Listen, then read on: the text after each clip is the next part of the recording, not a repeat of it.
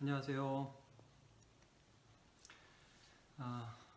남원교회에서는 올해부터 독서반이라는 훈련 과정을 시작하게 됐습니다. 그래서 한 달에 한 번씩 좋은 책을 읽고 그 책의 내용을 나누는 그런 훈련인데요. 우리 훈련생들에게는 이 책의 내용을 한번 다시 정리해드리고, 또 이번에 독서반을 함께 하지 않았던 분들에게는 또 좋은 책이기 때문에 한번 좀 소개하는 그런 영상으로 이 영상을 좀 만들고 있습니다. 이번에 이제 제일 먼저 지난 3월에 읽었던 그 책은 4월에 읽었던 책은 모든 사람을 위한 성경 묵상법이라는 책입니다. 바로 이 책인데요. 성서유니온에서 나왔고 김기현 목사님이라는 분께서 지으셨습니다. 저는 이 책을 보면서 좀 놀랐어요. 왜 그러냐면 보통 이제 성경 묵상에 대한 책들이 여태까지 나왔던 책들을 보면 비슷하거든요. 그리고 뭐 저도 오랫동안 성경 묵상에 대해서 고민을 해왔기 때문에 뭐 대충 내용들을 안다고 생각을 했는데 방법적인 부분이라든지 또 그 정의, 묵상에 대한 정의라든지 깊이 있는 고민의 흔적이 있어서 뭐 정답이다라기보다는 참 이 성경 묵상을 하고 싶은 분들에게 큰 도움이 되지 않을까 그런 생각이 좀 들었습니다. 여러분, 성경 묵상 뭐 제자반 한 분들은 모두 다 시도를 해보셨고, 또 그렇지 않은 분들도 성경을 읽어야 된다 뭐 이런 부분에 대해서 잘 모르시는 분은 거의 없다고 생각이 돼요. 그럼에도 불구하고 성경 묵상에 있어서 우리가 많이 실패한 이유가 뭡니까, 여러분? 실제 이제 성경을 읽었을 때에 그 성경의 내용들이 무엇인지 읽어도 모른다는 거예요. 읽어도 이게 배경 지식도 있어야 되고, 뭐 성경 전체적인 개념도 있어야 되고, 또 이제 자의적으로 잘못 해석하지 않을까 그런 염려도 많이 되고요. 이 책에서 어떻게 성경 묵상에 대해서 설명하고 있는지 좀 잠깐 함께 살펴보도록 하겠습니다. 네, 먼저 이 책이죠. 우리가 조금 전에 살펴봤던 것 같이 모든 사람을 위한 성경 묵상법. 자, 저는 여기서 이 제목이 참 좋았어요. 뭐냐면 모든 사람을 위한이라는 이 짧은 단어예요. 여러분, 우리 중에 바쁜 사람도 있고, 또 뭐 세상적으로 볼 때 조금 더 많이 배웠다고 하는 분들도 계시고, 조금 뭐 나는 뭐 세상 말로 진짜 가방끈이 그렇게 길지 않다, 뭐 그런 생각을 하시는 분이 있을 수도 있잖아요. 근데 여러분, 이 성경이라는 책이 참 희한한 게 많이 배웠다고 해서 다 잘하는 거 아니고, 또 세상적인 지식이 많이 없다고 해서 모르는 책이 아니거든요. 그러니까 이제 각자의 처한 상황이 다 다르지만 모든 사람들이 이 성경을 묵상할 수 있다. 이제 이런 거예요. 자, 그러면 이 책에서 이제 묵상을 어떻게 정의하고 있는가, 이제 여호와의 율법을 묵상하는 게 무엇인가, 이 정의부터가 좀 달라요. 시편 1편에 복 있는 사람, 여러분 복 있는 사람 어떤 사람이죠? 돈 많이 버는 사람인가요? 뭐 건강한 사람인가요? 물론 뭐 여러 가지로 이런저런 정의를 세상적으로 내릴 수 있지만 성경에서는 묵상하는 사람이라고 하거든요. 근데 여기서 저는 이 말에 우리가 좀 주의를 기울여야 된다고 생각이 들어요. 주의하로. 그러니까 여러분, 묵상을 어떻게 정의하십니까? 많은 사람들이 묵상을 이제 부담이라고 생각해요. 부담. 하루에 1시간, 뭐 하루에 뭐 10분 일단 해치워야 되는 거예요. 과정이에요, 과정. 근데 이 책에서 아주 이제 뭐 제가 다음 페이지에서 좀 이 부분에 대해서 더 설명을 하겠지만, 묵상하지 않는 이유를 하루 중에 1시간 어떻게 해내는 그런 것이 아니라 말씀이 내 몸에 착 달라붙는 거, 이걸 이제 묵상이라고 하는 거예요. 내가 읽은 그 말씀이 내 실제적인 삶에 영향을 줄 수 있는 것, 이게 묵상이라니까. 왜 묵상하지 않는가? 예, 물론 맞습니다. 너무 우리가 바빠요. 읽어도 잘 몰라요. 뭐 여러 가지 이유들이 있을 수 있잖아요. 근데 이제 그런 것들이 이제 부담이 돼서 그냥 하다가 그만두는데, 이게 삶의 말씀이 이게 착 감기기 시작하면 이 재밌다는 거예요. 그리고 할 수 있다는 거예요. 거기까지 가야 된다는 거예요. 거기에 대한 실제적인 그런 제언을 하죠. 그래서 묵상의 정의를 목사님이 참 그 성경 속에서 고민하면서 이렇게 하십니다. 매일 성경을 읽고 기도하고 말씀을 생각하는 것, 메디테이션, 묵상. 자, 이게 우리가 일반적으로 가지는 정의죠. 근데 이제 이러다 보니까 하루에 1시간 해내는 걸로 많이 생각을 해요. 근데 이제 이분이 성경 속에서 이런 정의를 내리셨어요. 반복해서 소리내어 읽기. 다시 한번요. 반복해서 소리내어 읽기. 이게 뭐냐면, 그럼 뭐 기도도 안 해도 되냐, 말씀을 적용하지 않아도 되냐, 그런 건 아니고요. 이제 그런 것들을 다 책에서 설명을 합니다. 근데 가장 기본적으로 이분이 강조하는 게 말씀이 내 몸에 와서 붙어야 된다는 거예요. 그게 삶 전체로 이어지는 거예요. 그래서 시편 119편 97절을 보면, 내가 주의 법을 어찌 그리 사랑하는지요, 내가 그것을 종일 작은 소리로 읊조리나이다. 여기 읊조린다는 표현을 쓰죠. 입으로 한다는 거예요. 그럼 뭐 생각 따로 입 따로냐, 그런 말씀이 아니라 그 말씀을 종일 깊이 생각하면서, 맞아, 그랬지, 주님이 이런 사람을 복된 사람이라고 하셨어, 자꾸 그 말을 되뇌이기까지 그 말씀을 내 것으로 만드는 거예요. 그럼 때로 그것이 정말 이해가 충분히 가지 않더라도, 여러분 이런 거 있잖아요. 이렇게 우리도 살다 보면, 아, 그 말이 이런 뜻이었어? 아, 그게 그거였어? 이러는 때가 있잖아요. 이게 입에 붙여서 이해하고, 이해해서 입에 붙이고, 그래서 그 말씀이 내 것이 되게 하는 것, 이게 묵상이라는 거예요. 깊이, 내 존재 깊이로 말씀이 들어온다는 거죠. 시편 119편 148절에도 주의 말씀을 조용히 읊조리려고 내가 새벽에 눈을 떴나이다. 그러니까 삶에서 그 말씀을 깊이 생각하는 거죠. 그래서 이 책에 보면 한 줄 묵상, 이런 얘기도 나와요. 한 줄을 가지고 깊이 생각하는 것도 바쁜 직장인에게 참 좋은 묵상이다. 제가 이번에 독서반에 그 감상문들을 쭉 보니까, 어떤 분들은 교회에서 하는 성경 암송, 한 달에 한 번 암송하는 그 암송, 그 귀한 묵상이다. 그거 잘 해봐야겠다. 그런 결단을 하신 분도 계시더라고요. 참 좋은 결단이죠. 그러니까 여러분, 피상적으로 하는 게 아니라 삶으로 들어오게, 말씀이 내 삶에 들어오게 하는 게, 그게 이제 묵상이라는 거예요. 그러면 이제 우리가 이런 질문이 나오죠. 어떻게 하면 그렇게 되는데? 두 가지예요. 여러분, 제가 여기에 세 가지로 가나다로 했지만, 그러나 크게는 이제 우리가 두 가지예요. 읽어라와 교회에 소속되어 있어라. 여기 제가 뭐 천천히 반복해서 다차원적으로 뭐 이게 다는 아니에요. 근데 이제 가장 중요한 핵심이기 때문에 제가 이걸 여기 썼는데, 천천히 읽으라는 거예요. 천천히. 그 여러분, 저는 이것만 우리가 적용해도 굉장히 큰 묵상의 유익이 있을 수 있다고 믿어요. 대부분 성경을 어떻게 눈으로 그냥 대충 읽죠. 그래서 이렇게 나중에 물어봐요. 성경 무슨 내용이야? 그럼 몰라요, 사람들이. 여러분, 이 천천히 읽으라는 말씀은, 천천히 소리내서 이렇게 읽으라는 말씀은, 그 말씀 하나하나를 좀 이렇게 내면으로 끌어들이라는 말이거든요. 이해 안 돼? 괜찮아. 그래도 천천히 읽으라는 거예요. 천천히 읽으라. 이제 저는 개인적으로 제가 하는 방법은, 사실 천천히 읽는 저의 방법은 한 절을 좀 읽고 그 내용에 대한 간단한 요약을 쓰는 것입니다. 저는 왜냐면 쓰면서 좀 속도를 줄일 수 있기 때문에. 이건 뭐 각자 다 다르니까 이분이 말씀한 것처럼 천천히 뭐 2번 혹은 3번 정도 읽는 거 아주 좋습니다.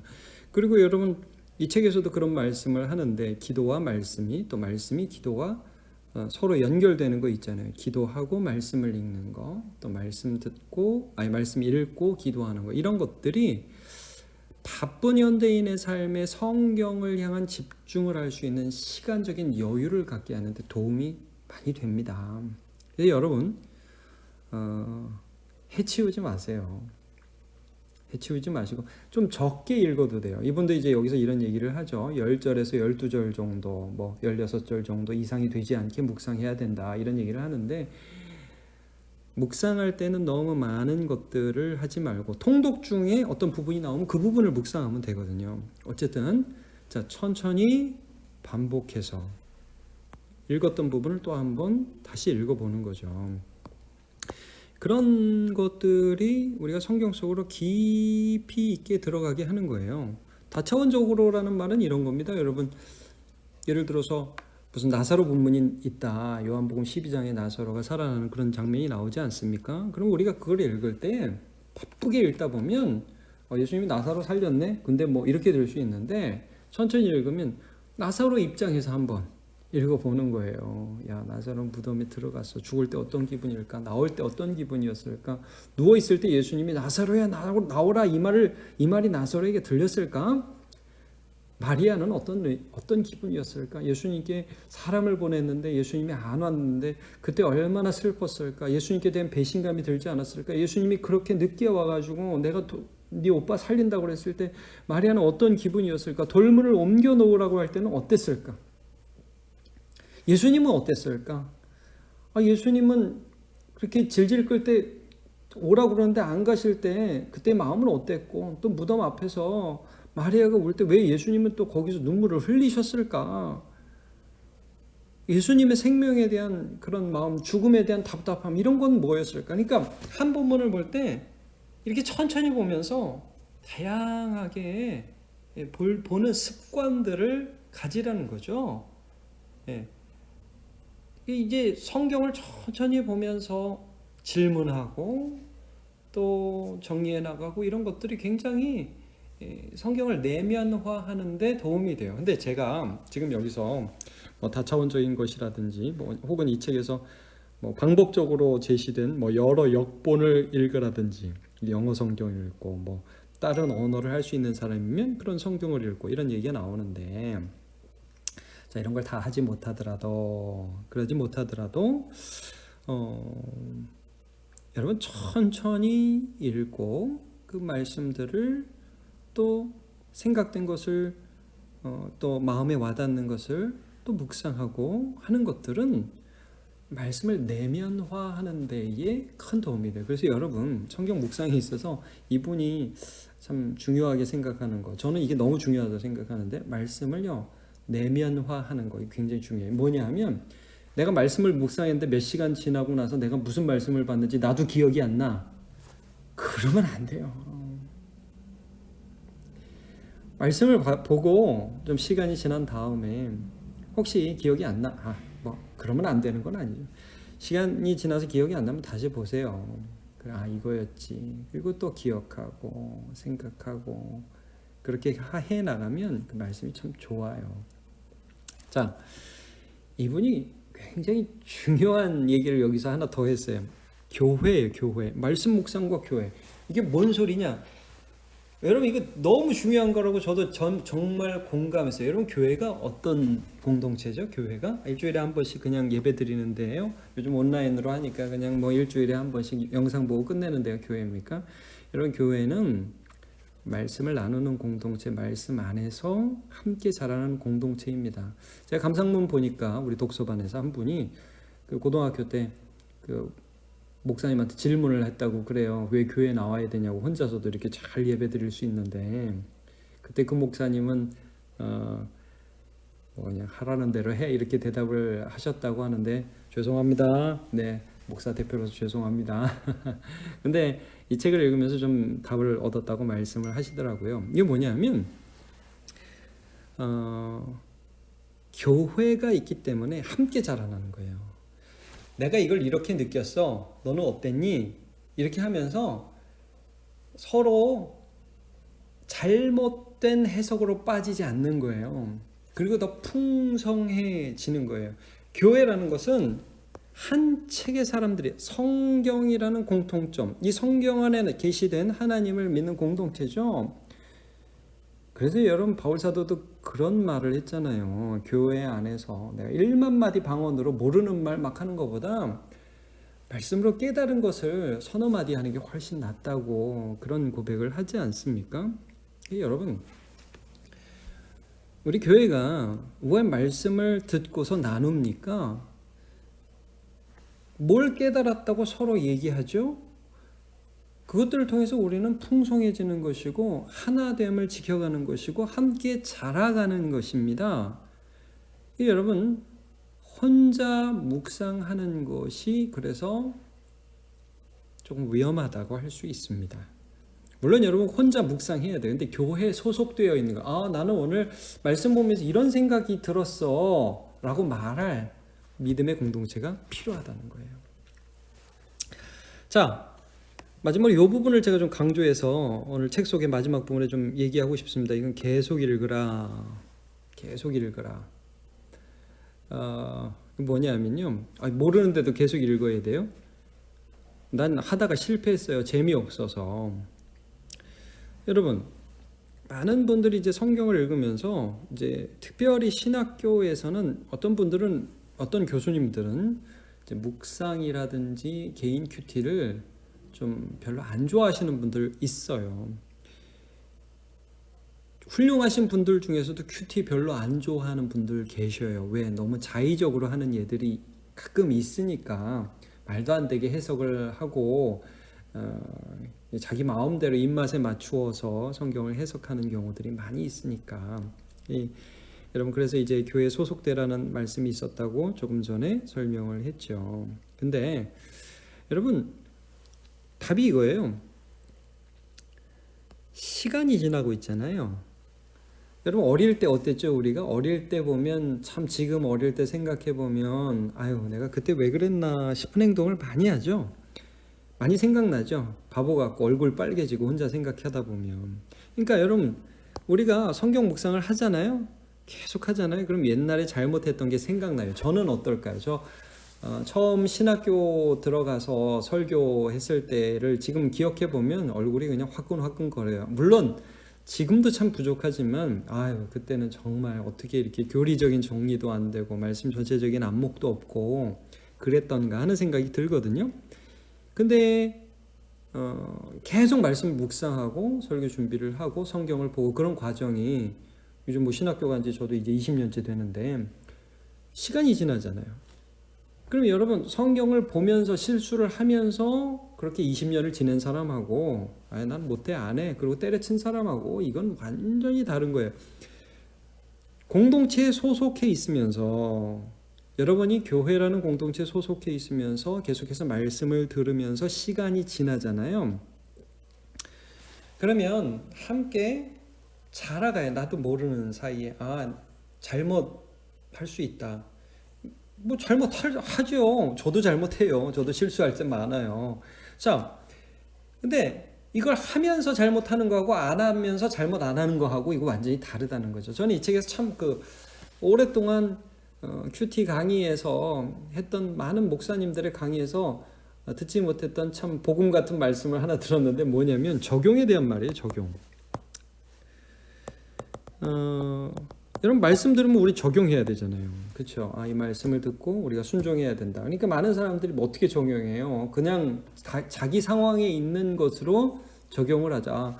남편에게 잘해줘야겠다, 아내에게 잘해줘야겠다, 애들한테 잘해줘야겠다, 친구한테 잘해줘야겠다. 뭐 이런 일반적인 적용을 하다 보니까 나중에는 적용할 게 없어요. 말씀을 보는데 적용도 못하겠고 적용은 하라고 그러고. 여러분, 이 책에서 뭐라고 이분이 말씀하냐면 적용하지 마라. 안 해도 된다. 그냥 읽어라. 그러면서 이제 이런 부분이 나거든요. 말씀 묵상에 있어서 읽기가 차지하는 비율, 관찰, 해석, 적용, 해석과 적용도 중요한데 읽기가 차지하는 비율이 뭐냐? 어느 정도냐? 자기는 80%라고 생각한다 이거예요. 저 동의해요, 이 부분. 그러니까 무슨 내용인지 알면 거의 다 한 거예요. 2번, 3번 천천히 읽기까지 하면 돼요. 그렇게 해서 그 읽은 내용들로 내가 하나님 앞에 감사하고 그 내용을 입으로 되뇌일 수 있으면 묵상 성공, 그런 거죠. 그런 세월들을 10년, 20년 하면 나도 모르게 어느 사이에 자라난다 이거죠. 이 책의 마지막에 그래서 우보천리라는 사자성어를 인용합니다. 말처럼 빨리 달리기를 원하지만 다른 것은 몰라도 묵상에 관해서는 느릿느릿한 걸음, 우보, 소의 걸음이란 말이죠. 그렇게 가서 천리를 갈 수 있다. 한 걸음 한 걸음 그렇게 한 걸음 떼는 소를 닮아야 합니다. 이런 얘기를 해요. 여러분 묵상에 대해서 한두 번 실패해 보셨습니까? 아주 잘하셨습니다. 이제 그런 것들을 통해서 우리는 묵상에 대한 실력이 조금씩 자라나는 거죠. 저는 그래서 이제 이 책에 대해서 여러분에게 좀 기쁘게 소개를 해드립니다. 우리 성경방, 우리 독서반 하신 분들에게도 참 수고했다는 격려를 드리고요. 또 이 책을 아직 보지 못한 남문교회 교우들에게도 꼭 한번 읽어보라고 격려하고 싶습니다. 책 소개를 마치겠습니다. 감사합니다.